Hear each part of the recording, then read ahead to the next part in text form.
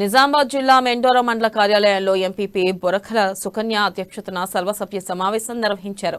ఒక్కో శాఖ అధికారి ఒక్కో శాఖ గురించి ఎంపీపీకి వివరించారు.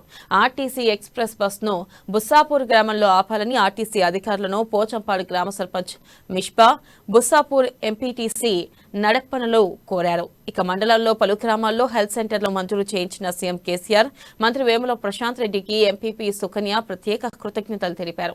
మంత్రి వేముల ప్రత్యేక చొరవతో మెండోరా మండలం పూర్తి అభివృద్ధి బాటలో నడుస్తుందని ఎంపీపీ అన్నారు. ఈ సమావేశంలో వైస్ ఎంపీపీ సరస్వతి, వేల్పూర్ వ్యవసాయ మార్కెట్ కమిటీ చైర్మన్ అరుణ, డీసీసీబీ డైరెక్టర్ శేఖర్ రెడ్డి తదితరులు పాల్గొన్నారు.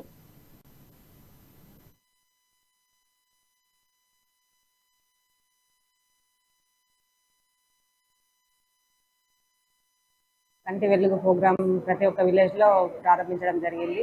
అందరూ కంటి వెలుగు సద్వినియోగం చేసుకోవాలి. ప్రతి విలేజ్ అందరూ సహకరించాలి.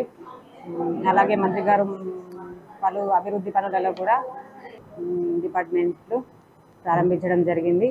అలాగే దూదియం సావెల్ విలేజ్లకు కూడా హెల్త్ సెంటర్లను శాంక్షన్ చేయడం జరిగింది.